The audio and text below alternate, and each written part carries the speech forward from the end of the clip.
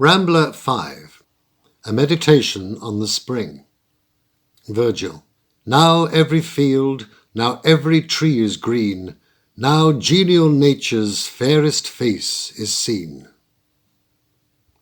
Every man is sufficiently discontented with some circumstances of his present state to suffer his imagination to range more or less in quest of future happiness, and to fix upon some point of time in which, by the removal of the inconvenience which now perplexes him, or the acquisition the advantage of which he at present wants, he shall find the condition of his life very much improved. When this time, which is too often expected with great impatience, at last arrives, it generally comes without the blessing for which it was desired. But we solace ourselves with some new prospect and press forward again with equal eagerness. It is lucky for a man in whom this temper prevails when he turns his hopes upon things wholly out of his own power, since he forbears then to precipitate his affairs for the sake of the great event that is to complete his felicity, and waits for the blissful hour with less neglect of the measures necessary to be taken in the meantime. I have long known a person of this temper who indulged his dream of happiness with less hurt to himself than such chimerical wishes commonly produce,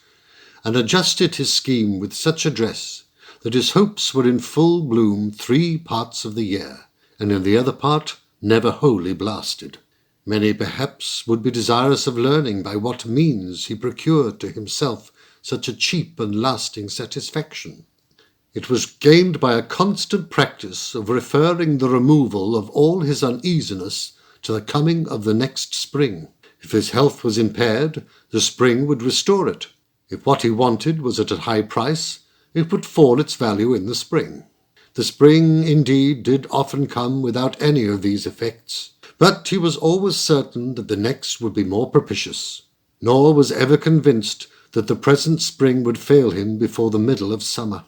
For he always talked of the spring as coming till it was past, and when once it was past, everyone agreed with him that it was coming.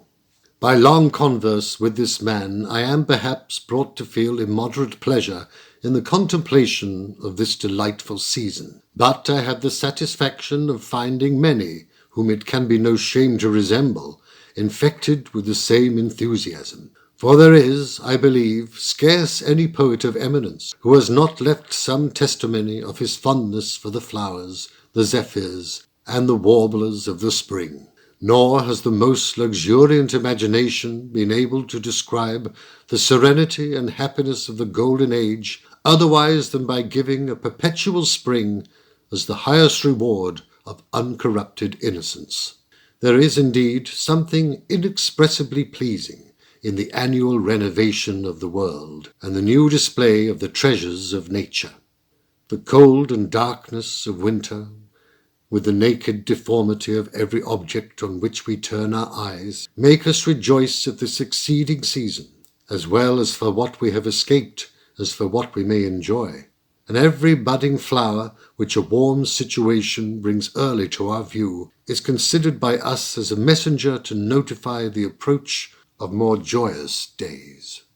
The spring affords to a mind so free from the disturbance of cares or passions as to be vacant to calm amusements, almost everything that our present state makes us capable of enjoying. The variegated verdure of the fields and woods, the succession of grateful odours, the voice of pleasure pouring out its notes on every side, with the gladness apparently conceived by every animal from the growth of his food and the clemency of the weather, throw over the whole earth an air of gaiety significantly expressed by the smile of nature. Yet there are men to whom these scenes are able to give no delight, and who hurry away from all the varieties of rural beauty to lose their hours and divert their thoughts by cards or assemblies, a tavern dinner, or the prattle of the day. It may be laid down as a position which will seldom deceive, that when a man cannot bear his own company, there is something wrong. He must fly from himself either because he feels a tediousness in life from the equipoise of an empty mind, which, having no tendency to one motion more than another, but as it is impelled by some external power, must always have recourse to foreign objects, or he must be afraid of the intrusion of some unpleasing ideas, and perhaps is struggling to escape from the remembrance of a loss, the fear of a calamity, or some other thought of greater horror. Those whom sorrow incapacitates to enjoy the pleasures of contemplation may properly apply to such diversions, provided they are innocent, as lay strong hold on the attention, and those whom fear of any future affliction chains down to misery must endeavour to obviate the danger. My considerations shall, on this occasion, be turned on such as are burthensome to themselves merely because they want objects for reflection, and to whom the volume of nature is thrown open without affording them pleasure or instruction, because they never learn to read the characters. A French author has advanced this seeming paradox, that very few men know how to take a walk. And indeed it is true that few know how to take a walk with a prospect of any other pleasure than the same company would have afforded them at home. There are animals that borrow their colour from the neighbouring body, and consequently vary their hue as they happen to change their place. In like manner, it ought to be the endeavour of every man to derive his reflections from the objects about him, for it is to no purpose that he alters his position if his attention continues fixed to the same point. The mind should be kept open to the access of every new idea, and so far disengaged from the predominance of particular thoughts as easily to accommodate itself to occasional entertainment. A man that has formed this habit of turning every new object to his entertainment finds in the productions of nature an inexhaustible stock of materials upon which he can employ himself without any temptations to envy or malevolence, faults, perhaps, seldom totally avoided by those whose judgment is much exercised upon the works of art.